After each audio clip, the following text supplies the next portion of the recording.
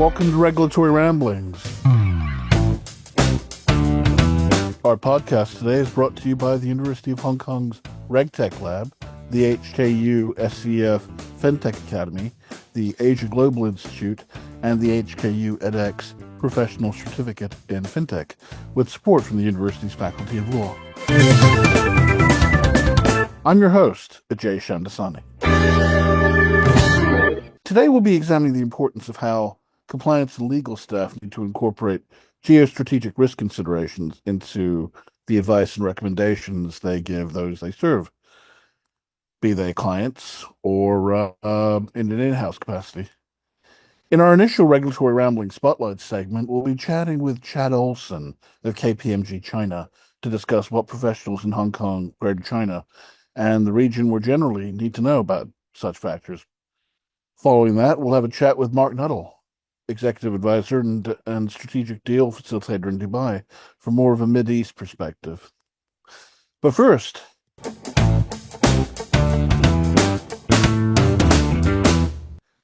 with the U.S. withdrawal from Afghanistan in 2021 under the Biden administration and the fallout that followed, along with the Russian invasion of Ukraine in February 2022 and its ongoing war, the net result has been inflationary pressures in international oil, gas, and food prices. It's roiled global markets and deeply hurt the economies of Western Europe, deprived of cheap Russian fuel, to say nothing of the human cost.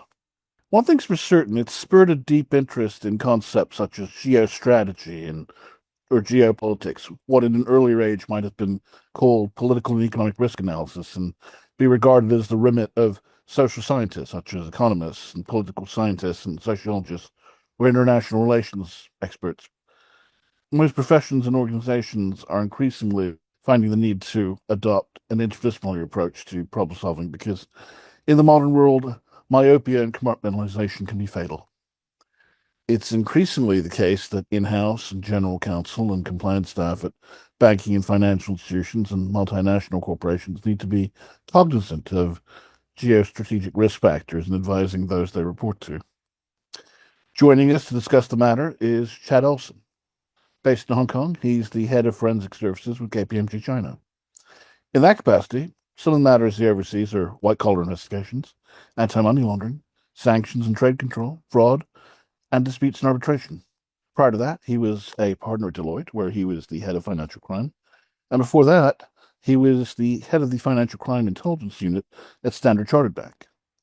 In terms of his credentials, he's a chartered accountant in Australia and New Zealand and holds 2 undergraduate degrees from Curtin University. Relevant to today's discussion, his areas of focus there were accounting and finance and political science and sociology. And with that, Chad, thank you so much for joining us. Glad to be here. Why does geostrategic / political risk analysis matter in your view to a modern compliance officer or lawyer? Why should they say this is part of my job description now rather than let's bring in a specialist? Let me answer that with a bit of sort of perspective first and context, right? And then maybe I could directly answer the question. So look, for a start, what you refer to as geostrategic and political risks, I just simply refer to as sort of geopolitics. It's for me, it's definitely not something that's just confined to compliance and legal in the corporate space, right? In my dealings and my line of work, it's extremely transversal, right? So it actually starts at the very top, at the boardroom level, right, with strategists, economists, and even very senior consultants being engaged to help leadership of corporations shape business strategy. So my point is, it's not just compliance, right? It's much broader than that. Now, specifically about the compliance officer, it actually has everything to do, right? In this day and age, as you rightfully pointed out, the role isn't just about complying with regulations. It's about understanding why those regulations are there in the first place, right? And I'm sure the faculties are well aware of some of the more, how do I put it, stringent laws that have come in from the West, specifically around anti-bribery and AML, which were all a result of massive geopolitical and global initiatives, right? Such as the formation of FATF, which is the Financial Action Task Force, as well as the U.S. government's deferred prosecution agreements on several banks, right? Which, again, brought the compliance industry to the next level. Now, so for me, in short, it's got everything to do, right? Now, it isn't something entirely new in the financial crime space specifically. So I'm now talking about a subset, right? Financial crime is a subset of compliance. And a good example is with a lot of my colleagues, actually, who work in the sanctions space, right? Because sanctions has got a direct correlation to politics. It's got a direct relation to government regulations. And it's increasingly a profession in its own right. It's no longer just an adjunct to AML. No, absolutely right. It's kind of taken a life of its own, right? And it's quite interesting because if you sort of dissect that space slightly, you will see, and this might be of interest to your faculty, particularly the law school. We're getting a special breed of compliance officers who are legally trained in the sanction space, right? And that's how specialized it is, and a lot of them go on to very specialized careers after that. I was on the financial crime regulatory compliance beat for a number of years. And, it was clear when you looked at the three threads, governance, risk, and compliance, they weren't necessarily the same, but all three were entangled. That is to say, you couldn't have an intelligent conversation about one without bringing up the other two. And so for practical purposes, it was clear that an interdisciplinary approach was required. Same things like FATCA, FCPA, financial crime, cyber risk. All of that. And the more you got into risk, you saw that there were flavors of risk: credit risk, counterparty risk, operational risk, the things we're used to in the financial realm. But increasingly, I started to see political and economic risk became more of a consideration in that basket. And I guess people just chalked it up to the upheavals in the world, that the world has become a more unsafe place post 9/11 in the last quarter century. And so that risk is going to be reflected in the financial bottom line. You can't just write it off, as an externality in the way, when it came to environmental externalities that weren't for the longest time factored into the value of a good or a commodity or that those things now have to be taken into account. So it became clear that political risk was a growing part of that equation. Yeah, Yeah, so I guess what I'm wondering is that if that's the case, would it make sense then to hire a political scientist or an international relations, security studies, strategic studies specialist and place them in a compliance or legal department? Because I'm seeing more and more law firms now want AML specialists, not necessarily lawyers. They want AML specialists in that law firm. Maybe let me just tackle that last statement you made first, and then I'll kind of go back to the question. So as far as law firms are concerned, so the two reasons why they have AML specialists, sanction specialists, or for none of a better term, financial crime specialists. One reason is because they themselves are subject to regulations.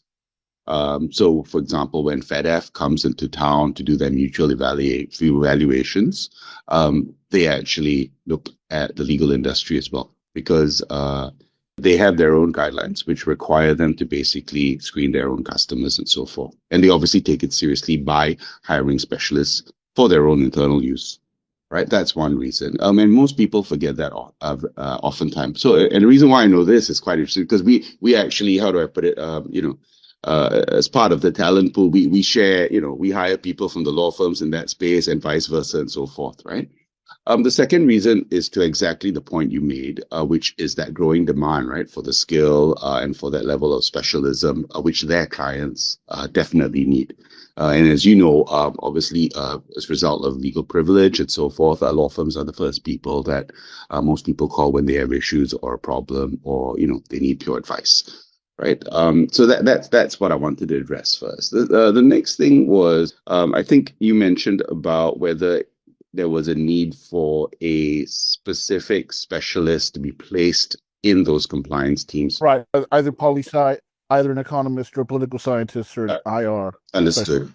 So given what I said earlier in terms of, geopolitics not being confined to just compliance and legal, my personal view is that I find it a bit duplicative to have a specialist embedded in the compliance team purely for that, right? Now, having said that, the skills and attributes that you've just mentioned, for me, are crucial in this day and age. So the three reasons why it's crucial, and it has to be an attribute in our compliance workforce. Number one, obviously, is and you mentioned this very clearly just now. It's obviously the regulatory environment awareness. Compliance officers must be able to navigate complex and evolving regulations that can change with political shifts. Right. So the point I was trying to make is it's not just about executing or making sure there is compliance to the regulation. We need to understand the genesis of it, where it's come from, why it's happened, right? The intent, right? Even, and to an extent, even the politics behind it. Um, and obviously understanding that political risk then helps them anticipate, which is a key thing, right? Anticipate those regulatory changes and ensure that the organizations they work for remain compliant. That's the first reason. Second reason is obviously the impact on operations. Political instability often does affect business operations, supply chains, market access, employee safety, right? And by assessing those risks, particularly the risks that we've mentioned, I mean, compliance officers can then help shape and implement strategies to mitigate those disruptions and to put in safeguards. The third reason is around reputation management, right? So as you see, there's an increasing level of accountability for social and ethical impact. So a compliance officer with a keen awareness of that political risk can help protect the reputation of the organization by ensuring alignment with local laws, cultural expectations, and obviously then, reducing the risk of scandals or backlash. Again, it's a very broad question, right? But let me sort of summarize that. So I don't expect there to be a specialist embedded in compliance teams just solely for that, but that skill and attribute is critical, right? And it has to be embedded into the minds of compliance officers from regardless of their backgrounds. Now, having said that, the reality is, I mean, you can't expect everyone to have those attributes, right, Ajay?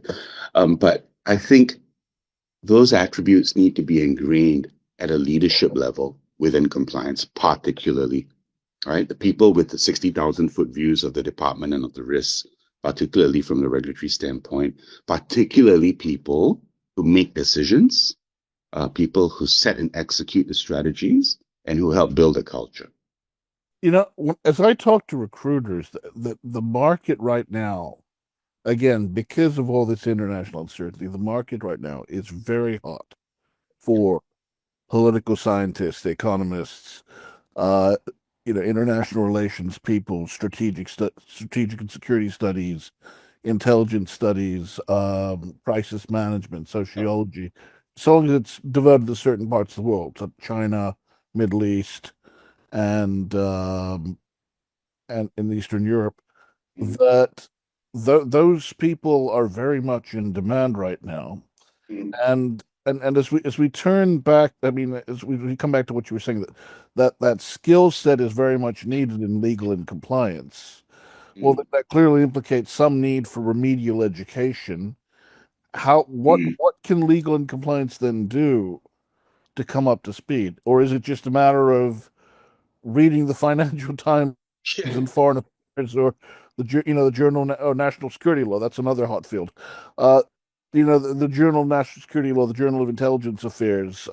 What do they need to do to come up to speed? Because it's not just a matter of keeping up with the news, which they need to do now, Yep. but in terms of developing that skill set, I'm wondering what kind of remedial education would be required for that? Yeah. So look, I mean, I think you stole my thunder with that statement already, right? Because I was gonna put in a bit of a half joke there, which is, you need to start by just reading the newspapers and paying attention to what's going on in the world, right?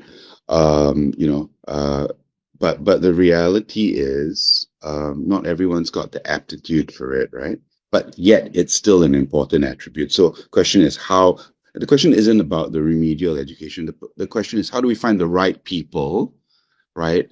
Uh, one, and how do we ensure that our existing people with the right level of acceptance or or ability to learn incorporate that into their existing suite of skills, right? So the number of ways, and look, none of this is going to be revolutionary or sort of earth shattering, right? I mean, you know, um, education and training. I'm just going to put that one out there. But it's so cliche, right? As you mentioned right at the beginning, I graduated with a double degree. One of it was in political science, but that didn't really. Very, very different fields, I might add. One is Yeah, the left brain, one is completely right brain. But I mean that you could bring the subjective and the objective to the objectivity of numbers and finance and the subjectivity of culture and theory and correct. ideology. I mean, that's a it's a very No, powerful mix, no, it and is. it's done you It well. is. I'm glad you mentioned that because when you're going through those courses, as a young adult, you don't appreciate it. Do you know what I mean?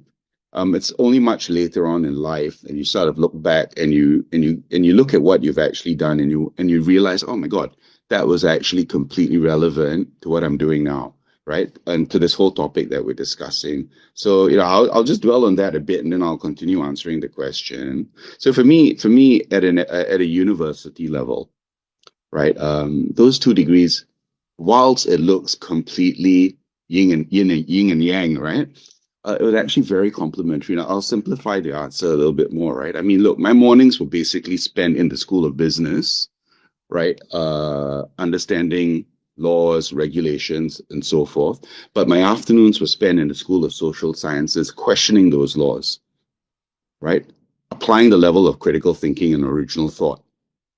You know what I mean? What are the social costs and consequences of those laws, the Absolutely. practical that comes from Absolutely. And, it? and Yeah. more importantly, Ajay, listening to all the other students with their own opinions and ideas, right? In the School of Social Sciences, right? And it gives you so much more perspective, and so much more dimension to some of these laws because then you realize, all right, then you realize, oh, maybe I've been thinking about it too much. I've been thinking too much of it in a silo when there were three, four other factors I should have looked at it, which would have changed my answer completely or my conclusions. Do you know what I mean? Now going back to the remedial education, the couple of things. So obviously education and training, we just covered that. Um, you know, Again, this is going to be cliche, right? We talk about reading the Financial Times. For me, I just simply put it as staying informed, right? There should be absolutely no excuse for us in this digital age. It's 2025, right?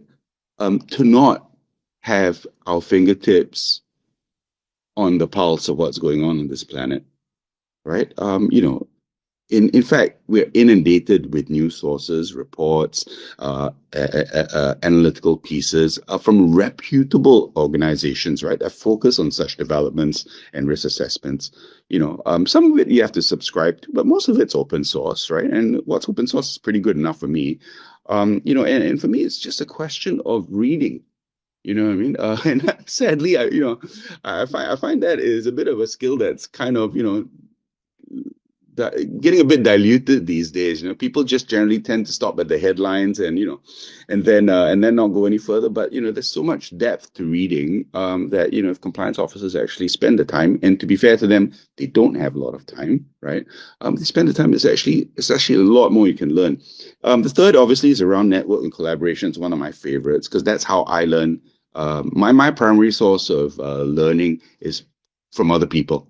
Just listening, right? As the old saying goes, it's a proven science, right? You don't learn unless you listen. If you're talking at the same time, you're not actually learning. So for me, listening to other people who are smarter than me, right? People who've got different, challenging views to me. Uh, and engaging with these professionals, in related fields, such as risk management, public policy, international business, politics, and so forth, make a huge difference. But you'll be surprised, a lot of us don't live in those circles, or our Venn diagrams don't overlap, right? The fourth is around scenario planning. Um, Practicing developing and analyzing scenarios, anticipating political developments. This can help compliance officers, again, become more adept at identifying risks and planning for contingencies, and obviously cross-functional learning, right? Within their own teams, working closely with teams in legal, public affairs, strategic planning, to gain broader understandings, basically, of, how political risks intersect within their various business functions. And this level of collaboration can definitely enhance the perspective on compliance challenges. It's interesting because I've often found the best stuff, increasingly, it ends up behind a paywall. But again, you've got to invest in yourself, and it's money well spent. And I've told, young students, what should they read? Well, I tell them what I read, which is, you're in Hong Kong, so you've got to at least pay attention to the South China Morning Post. It's not the paper it was under Murdoch's watch. In the 90s, I felt I would learn something every day when I read it, but I don't feel that way about it anymore. But it's a paper record, and it's a one paper town, so you got to know what's happening in your town. Global, you got to read the FT. It's been the paper record, according to the global bankers, for over a century. It's never been the journal. It's always been the FT. So you got to read the Post, the FT. And in terms of international, if you read foreign affairs, the ideologues in Washington, before they put things into policy, they write it in foreign affairs. If you read foreign affairs, foreign policy, the FT, the Post, you're ahead of, I'd say, 95% of the people on planet Earth. And I would eschew uh, Bloomberg Business Week or The Economist, because you know the folks at The Economist, they don't use bylines. It's the notion that the magazine, the publication, speaks with one voice. But danger is it enables 20-something-year-olds with little to no life experience to wax on like they're experts. But anyway, I don't want to speak too much on that. But in the time we've got left, is there anything you feel you'd like to share with our audience before we wrap up? No, no. First, I'd just like to agree with everything you just said. Particularly that last bit on, just making sure that we stay informed and we keep our content up to date. I'm like you, Ajay, I'm a bit of a cynic when it comes to reading the news as well. But that's the whole point. You're reading it and you're challenging it, right? It doesn't mean you have to accept it for what it is, but it's a basis for you to form a baseline and then form an opinion, as opposed to just reading it and regurgitating it, right? So I want to agree with that first. And lastly, I want to sort of just mention that it's not just geopolitics that's a relevant skill for compliance officers in this day and age, right? We're moving into an extremely accelerated pace of technology adoption. And I know, again, that sounds so cliche, but if you're at ground level in a country working for a bank, playing, having to handle the actual risks uh, on the ground, you will see that pace and skill is moving at a frightening pace, right? So, watch the space, right? It's, geopolitics is one, technology is not very far behind. Chad Olson, thank you so much for your time. Thank you, Ajay.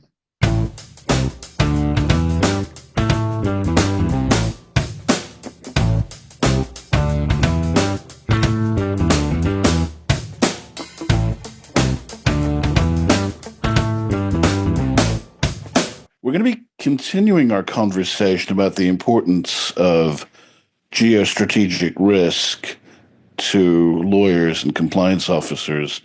And joining us in the second half is Mark Nuttall in Dubai. Mark is an executive and geopolitical advisor and strategic deal facilitator with over 25 years of experience in strategic leadership, risk management, and business development. He's held roles at the Metropolitan Police Service in London, Thomson Reuters, where he was a colleague of mine, Interpol, and Hill and Associates. He founded Faustus Consultancy and the Iron Club.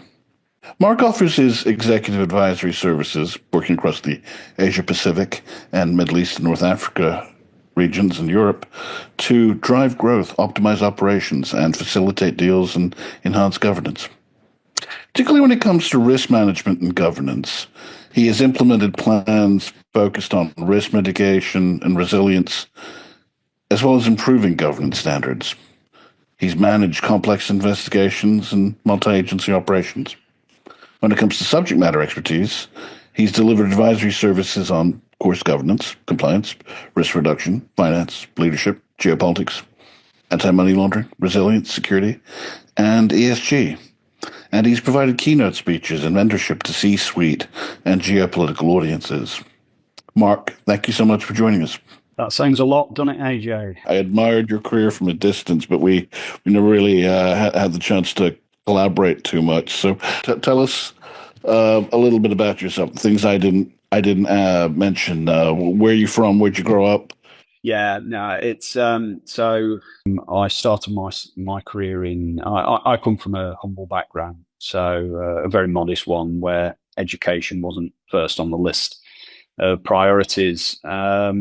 And I originally went into the military in the United Kingdom just for a very short period of time, and into security, just standard security, actually, just bouncing and normal foot guarding and man guarding and matters of that nature. And I kind of earned my risk processing stripes from there. I'm northern in heritage from the north of England, which is known for being a rather physical area within the United Kingdom. And if you had been doing this podcast 30 years ago, you wouldn't have understood a word I was saying out of my mouth. I've only learned to just about string a sentence together. A land of many dialects. a land of many dialects, indeed. So then I went on to the big and beautiful wide city of London, following some security and some labouring matters up in the north of England.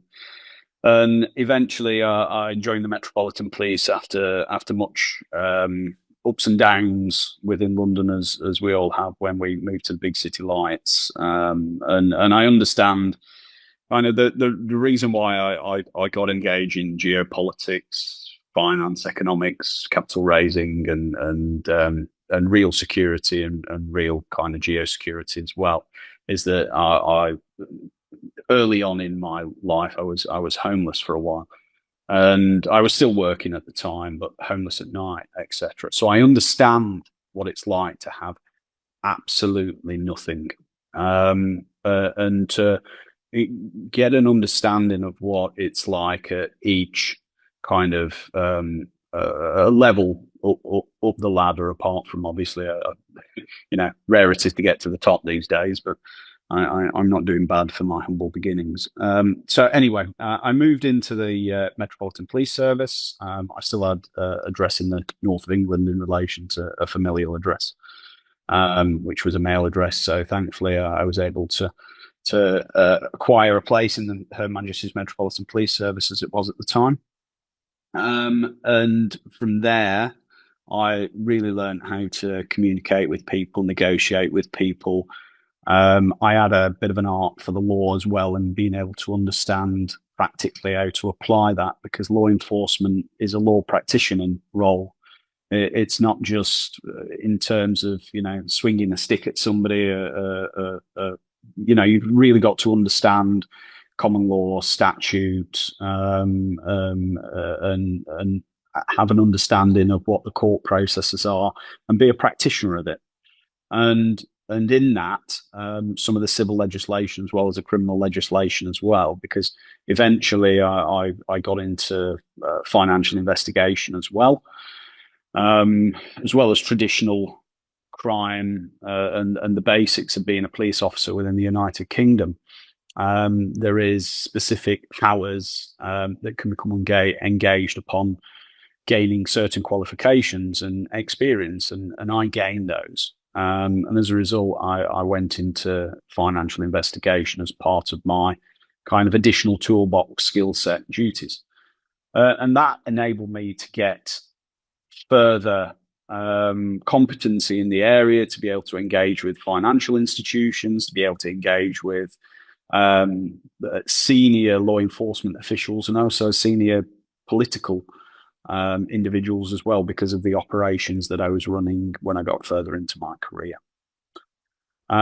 So that adds that piece to the policing part. I was dealing with organized crime at the end of my career, and very juicy, hard to hit, multi-dimensional international operations and investigations that kind of covered every remit and basis, from individuals that were facilitators, individuals that were funders and fundraisers of crime, and holistically those individuals that wanted to ensure that they were hiding and obfuscating assets. And I had confiscation powers as well, which, when you're in the fields that we're talking to today, is incredibly important, because for law enforcement entities, there's, that, especially within common law jurisdictions, is a balance of probabilities that you've kind of got to get through in civil, yes, but beyond reasonable doubt in criminals. So there's a lot to go on in that. And sometimes those matters don't get brought up within the international framework and community when we're talking about the geopolitics of matters, and how those geopolitical conversations get trickled down to becoming policies in countries, and that middle ground of organizations such as FATF and others that try and drive some of those discussions and agendas to get countries to sign up to certain more kind of homogenistic legislative protocols. And I got picked up by Interpol, not picked up on a red notice, but they employed me within as an officer. It's Dubai. They're using red notices to go after people that don't pay their bills when they flee. Yeah, not me at the moment. Don't worry. So yeah, it was over in Singapore that I got hired into. I was executive staff on that. So a criminal intelligence officer within the executive staff quadrant. So I was at the geopolitical level, facilitating conversations with governments, law enforcement, multi-jurisdictional bodies as well, such as the United Nations and others.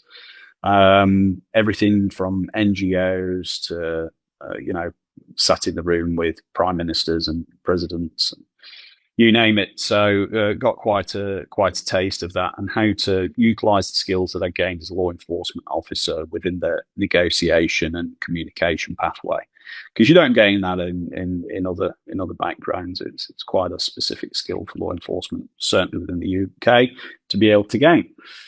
And then post that, along came COVID. And it was time to kind of move on. I got headhunted via Hill and Associates at the time within Singapore, and ran their office, book of business, profit and loss, power of attorney on that. Hill and Associates is an extremely well-known risk management private investigation organization within within Asia, and I was country manager for Singapore with a large multi-million-dollar book of business on there and growth book of business. They're well known. They're well known here too. I think. Yeah, there was a time when, not to knock Kroll, but Kroll was nothing in Hong Kong compared to Hill and Associates. Yes. Yeah. Correct. So it was quite. I'm being quite humble with kind of what Hill and Associates was and still is to this day.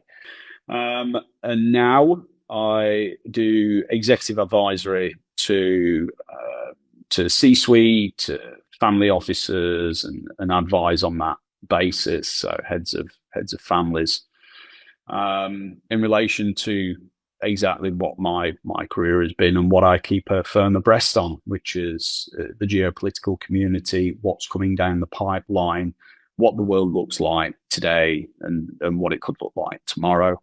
And it's incredibly important for individuals that are placed within compliance roles, and also chief compliance officers and whoever it may be, even the cashier on the till, to understand what's going on in the world and what might necessarily come forward, because it's going to have an impact not just on your role per se, but on the country as a whole and economically, as we're seeing at the moment from some of the fallouts from certain changes in governance in the West, and also some movements within the center of the world as well. So a lot going on with that. I also partake in capital raises and strategic raises for certain organizations as well. And I'm also the regional head for MidCap, which is an Indian security company as well. And they are very, very strong in India. So I decided to accept their very kind offer as acting as their regional head within MENA as well. You wear many hats, and it seems like, I mean, coming from the north of England, which is known for being pretty rough, and having worked physical security, but also having been homeless, and as you said, knowing what it means to have absolutely nothing. It seems like you've known what it's like to work security, but you've also known profound insecurity, and to go from, again, humble background to completely different trajectory, now advising wealthy families in the Middle East and in Dubai on the risks they face, including geostrategic and political and economic risk. I mean, I guess, to what extent does that sort of thing, do geopolitics and the risks therein enter into the equation when, say, you're advising a family office? It's all encompassing, and it can be seen clearly at the moment with the markets. I mean, most markets, as we know, AJ, are based on algorithms. The algorithms sometimes are price riding, but mostly those algorithms watch the change in currency and prices, FX market wise, and linked into the FX market as well. Mostly watching the news, strangely enough. So any decision that's made, whether it be at global level, regional level, or local level, affects the markets. The markets then have an effect on individual businesses and financial institutions. The financial institutions feel the repercussions from the movements of foreign exchange, from tariff changes, from businesses being impacted, all the way down to consumers in the retail market as well, who can no longer either, they've been made unemployed maybe, so they no longer have a salary going into there. Financial institutions are at the whim of geopolitics. In terms of the family offices see geopolitics, and I refer to it in this way, as a matter that is of acute concern, because they need to know where their investments are going to be safest. They need to know where opportunities lie, and opportunities are and will be into the future.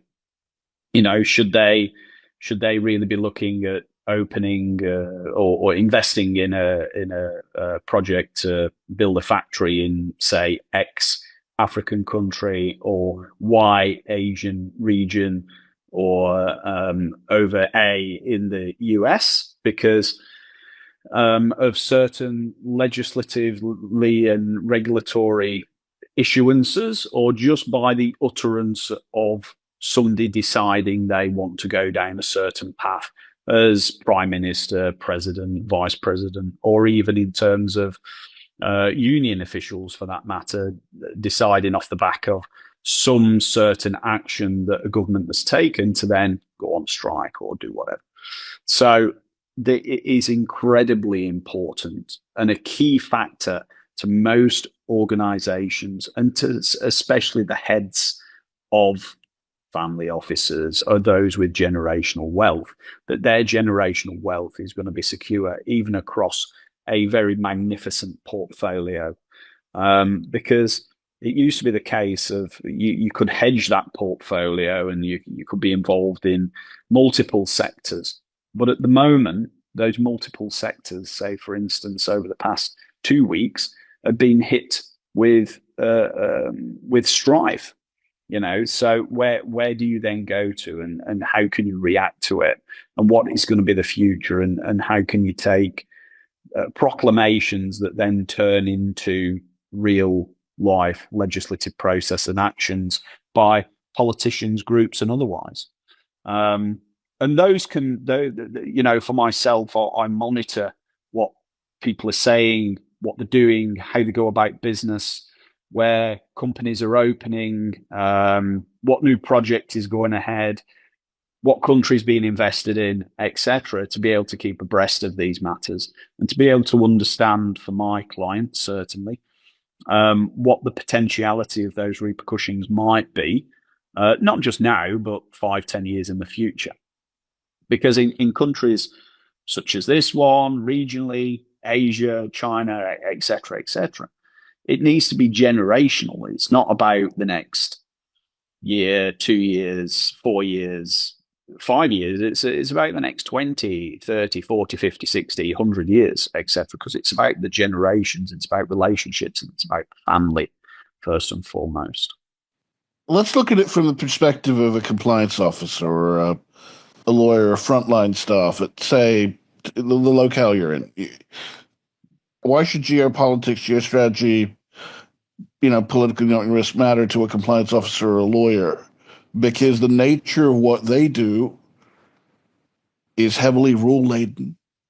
And sadly, It is still perfunctory. It is still largely a tick-the-box exercise in that just the way the rules are, it's a binary proposition. You're either compliant or you're not. And okay, these people, they're seeing the effects of geopolitical problems, and that because of the Russian invasion of Ukraine, you're getting a lot more Russians and Ukrainians ending up in places like Dubai. A lot of Russians fleeing. They don't serve. They're opening bank accounts. So you're dealing with it on a basic human level. But in terms of the big picture, what's it got to do with me? How can I even effectuate any change on that level when I'm dealing with the consequences at the micro level, at street level? So again, why does it matter to that? Why does it matter to them?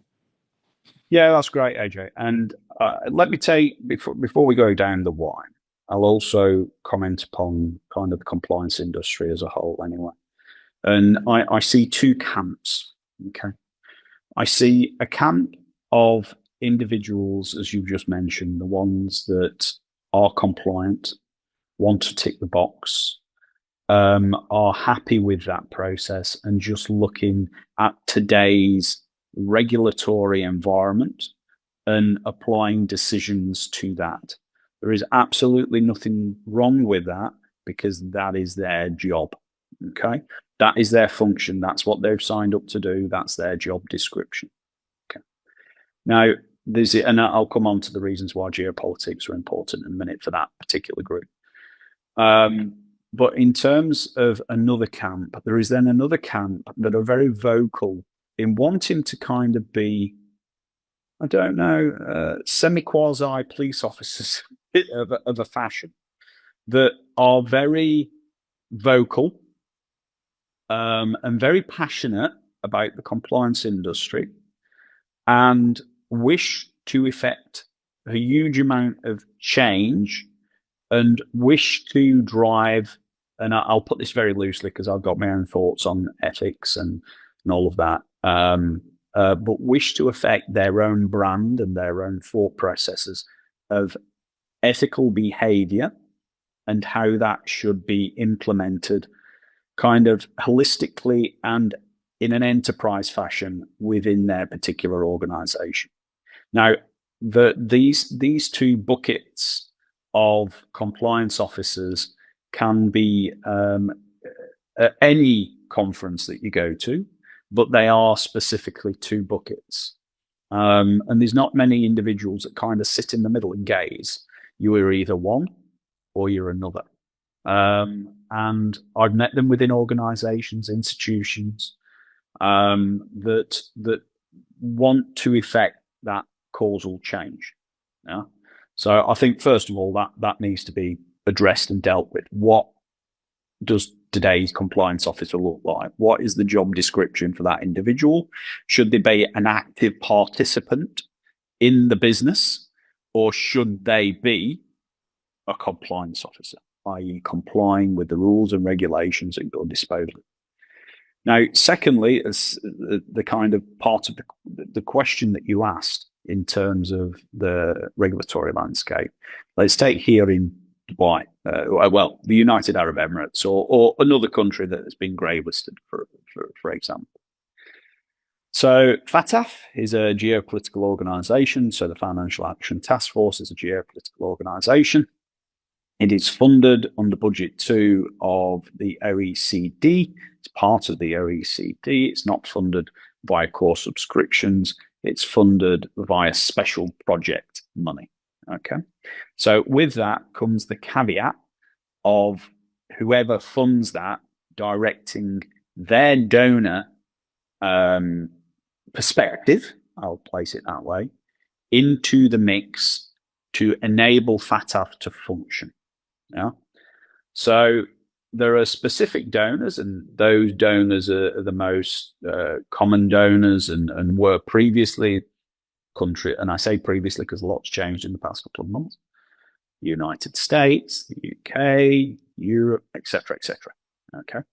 So there are perspectives from a geopolitical perspective in relation to legislative changes and specific compliant processes that come down from the geopolitical level to countries to then comply with the requirements of those entities. Yeah. So FATF was only ever supposed to be set up as kind of this in your risk-based approach, and that should be the case now, with your risk-based approach and with your culture in country, these are the relevant best practices that enable you to get along. What seems to have been the case over the past 5 to 10 years is actually that's changed a lot in terms of you must pass this mutual evaluation, you must adhere by our rules and regulations, or not rules and regulations, but by our standards. And as a result of that, countries then are added to this infamous grey list. That infamous grey list, there is plenty of matters online in relation to people's opinions on that. But to get off that grey list, they've got to abide by the regulations that get put in place and the recommendations. And the UAE has managed to get off the grey list onto the green list. So there is a level on there, and obviously that's changed the landscape in the UAE in terms of businesses. So now you've got designated non-financial businesses that have got to submit X, Y, and Z through the GoAML portal to the national FIU here, and it's the compliance officers have been put under pressure here to ensure that their institutions are as they are perceived supposed to be by FATF and international organisations of that ilk. So when compliance officers ask me, well, what does it matter? Well, it matters holistically, because if your organisation is just ticking the boxes as they are at the moment. Expect mass change when a geopolitical entity comes knocking on the door of your country. And that goes for the UK as well, and that goes for the US and Australia and plenty of other jurisdictions. So take Australia for a moment. Australia, Tranche 2, those discussions have been going on ad infinitum. Eventually, they're pushing Tranche 2 through, and that was through the threat of the mutual evaluation. So when people talk about geopolitics, that is part of the geopolitical chapter. Interesting. You know, it strikes me that this is such specialized knowledge that it might occur to them, okay, why don't we hire a political scientist, an international relations specialist, and place them in either the legal or the compliance department, or maybe outsource it to a Kroll or a Control Risks or a Mintz Group or a Nardello or a Flint Global or a Navigant or a Protivity, and there's just the names I can rattle off the top of my head, or even just the big four. I mean, or Booz Allen. I mean, they're all offering this type of analysis, this type of intelligence work. Why not bring that knowledge in house with a specialist, or outsource it? Because unless these lawyers and accountants studied this as undergrads or happen to have qualifications in that subject in addition to their professional licenses in their professions, what I mean, how are they going to be able to bring to bear that specialized knowledge to give effective advice to the higher ups in their organization? Yeah, of course. I mean, they need to. I mean, if a Control, if a Nardello or one of the others gives that decanted information to them, they still need to understand and know it to be able to provide their specialist recommendations to a board, for example, or to make a decision on, X company or Y company that is infiltrating or utilizing their institution to be able to do X, Y, or Z, money laundering or otherwise. Because it's critically important that when you are doing your job, that you understand kind of every facet of it, that you understand how these repercussions come to bear. It grinds down sometimes to I was a CID officer for many years, as well as being a patrol officer, and then I within the UK police force, you move into a lot of kind of roles and jobs, and you wear a lot of hats, and you understand a lot about a lot of functions. Yeah, you're one man with a lot of toolboxes, essentially, which is kind of where my career has ended up anyway. So it's good to have that experience. When you are in that position, one of the first rules I learned at training school is pick up a paper, pick up the news to understand what is going on in the world, what is going on at global level, what is going on at a regional level, local level, and then to a district level as well, so that you get a holistic sense of what is going on around you. Because if you don't know what's going on around you, how can you possibly make a decent, well-informed decision on how to act in the circumstances that you're in at the time? So take the FATF scenario. If you know that the country is going to be mutually evaluated or otherwise, then you review the environment in which you are in. You understand the circumstances that the country might be facing, and hence the institution might be facing as well that you are currently in. So if you are going to expect changes to come because the country hasn't legislated for X, Y, or Z, then you start to do things more proactively in review of that. Yeah. So not necessarily that you start, de-risking the entire book of business, because that'd be crazy for your organization, because your organization is essentially a profit-making entity. It's a business. So what you can do is then review, right, these are what is expected to come. This is the scenario planning that we need to do into the future. These are some recommendations on it in relation to the possibilities that might come out of this mutual evaluation, which we already know are going to happen anyway, because communities in many countries, especially within the compliance communities, are relatively small, no matter the size of the country. And as a result of that, let's put in some scenarios to that and ensure that there's going to be a budget for change, for technology, for people, for resourcing. And then when it gets to that year, then you've got that adequate plan in place to be able to do that. What a lot of people do these days is, instead of kind of working for the company, they're working for their own ethical reasons, for whatever nature that is.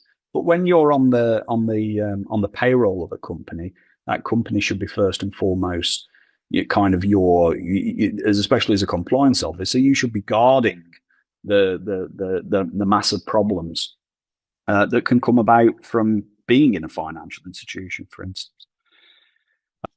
It strikes me that, I mean, you rather wisely obtained a degree in international relations when you did, in security studies. So then what is the solution? I mean, do the banks, do the corporates that employ these lawyers and compliance officers and risk managers have to give them a remedial education within their firms, or do they need to go seek it out? And I mean, and maybe it's not practical for everyone to go back to night school, go back and do a part-time degree either in international relations or strategic or security studies, what once was called war studies. I mean, it's not their college. No, I mean, AJ, that's not their kind of function. What I would say is pick up a paper, and I say that as a man that's now kind of 30 years into his career, but read the news, understand what's coming, what could possibly be occurring in your country. It's not your role to securitize the organization in full, to understand the insider threats, to understand the cyber threats, to, your role as a compliance officer. And I said earlier, there's two buckets of these individuals, which is kind of this proactive, ethos-driven, ethical individual who wants to change things and be really passionate on a kind of white knight horse. And there's this other bucket of individuals who just want to get on and do their job. And that is absolutely fine to do. That is your function. There is no problem with that whatsoever. But what I'd say to both of those individual buckets is, look, you need to just read the news, see what's occurring, see what's happening, both not just kind of locally, but globally as well. Just turn on and just watch what's happening on Bloomberg for 2 minutes, because then you'll get an understanding of where the news is as well. Okay, there's a business that's being sold in Japan, or there's an investment that's occurring in Guatemala, and or alternatively, somebody is now being investigated by what was, or what currently is, I suppose, the SEC. And are those individuals on our kind of radar book of business? What are they being investigated for in the US? What does that look like? Has it got an impact on my business? And coming back to that as well, okay, SEC, it looks like it's being dismantled at the moment. Okay, that's got real repercussions to local businesses in Singapore, in Indonesia, in Hong Kong, in you name it. It's got a global impact.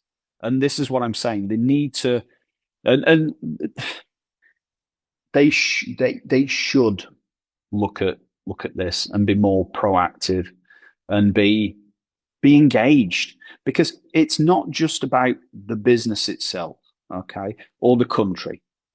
If they want to be selfish about this, it's their job as well, as in the safety of their job. Okay. Is the business, because of their actions, going to either gain money or lose money, depending on what their decision is on, I don't know, de-risking a client, for example? Yeah. And if that has had some type of geopolitical connection with it, yeah, i.e., say the SEC is going to be dismantled, so we no longer have to de-risk these clients because there's no longer a nexus, or Russia all of a sudden in 3 months' time gets sanctions dismantled by the United States again, and companies can trade with it. Okay, so that's a huge thing. That's an absolutely huge thing for businesses. For financial institutions at the moment, because they are businesses. Yeah. So the businesses will then want to be opening up. The multinationals will want to be trading again in Russia, either a new setup or reigniting their businesses. How is that process going to take place? Because there'll still be sanctions on from the UK and from Europe and some other jurisdictions. But essentially, the main powerhouse, the US, has then withdrawn those sanctions. Okay. So how do they then react to it? And if they're not looking at the news, they're not reading it, they're not geopolitically aware, they're not engaged in current affairs, this is all of a sudden going to come as some type of shock to the system for them. In much a similar way as some people have become shocked by the new president of the United States, or the old new president of the United States actions, because he said what he was going to do before he went into office. If you'd have monitored that, you'd have been able to react in the appropriate, calm way, and you would have planned for it. Okay, you wouldn't have been panicking about, and the markets wouldn't have been going crazy. So I wouldn't say that it's a case of having to get, like an education like mine, or, joining X institute or association or whatever. It's just a simple case of being aware of what's going on globally, taking 5 minutes away from maybe Facebook in the morning and looking at some good, solid news and some good, solid news channels.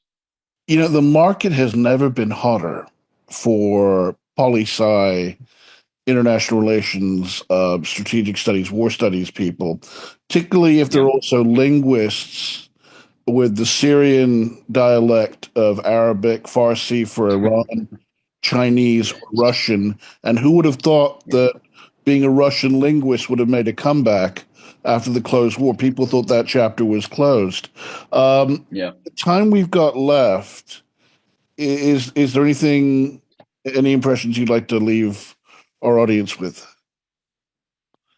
I mean, as I stated, the world has become incredibly small. People can now, in effect, time travel, if you will. Technology, like we're doing it at the moment. Previously, if you wanted me to do an interview with you before the advent of Zoom and Skype and online monitoring and recording, I would have had to come up to Hong Kong. That's a day, 2 days, 3 days. We sit down for an hour. We then go and do some more business, whatever the case might be. Okay. Now you can do it from the comfort of my own boudoir. You can take this away and gain insights, and the individuals that listen to this podcast can gain whichever insights they want to take from it. So in that, at the same time, the geopolitical hemisphere and atmosphere is available for most people to absorb instantaneously, but it needs context with it. Okay. It needs to have thought with it as well. So as I was stating, if you go to a channel such as Bloomberg, for example, obviously advocate for the channels as well, but if you go to a channel such as Bloomberg, you will get a review of what the markets look like, some opinion pieces, but mostly contextually based information that you can gain decent insights from and then go and research a little bit further if you are interested in that subject matter, but you get a high level one. What appears to be happening today as well with the advent of some of the generative AI processors, quantum computing, and technology as a whole is that people are utilizing certain AI apps to get and to translate as well global news worldwide, to condense it, to concatenate it, and to kind of gain an analyst team within your pocket that can give you a 5-minute debrief on something. Now, that seems to be the way that a lot of individuals are going about, that those that want to involve themselves in this space and become more informed, that seems to be the way that they are going about business at the moment, is that the Russian analysts that could have been there, or the Syrian linguist, etc. Their translation skills are at core now being functionally replaced, and we'll have to see how far into the future that is valid, how far into the future the right dialect and tone is being used, and not to get false information or information that is contextually inaccurate. But people are wanting to get more information without paying a price for it these days. Well, Mark, thank you so much for joining us. Thank you so much, and it's always a pleasure to speak to you. And to our listeners, until next time.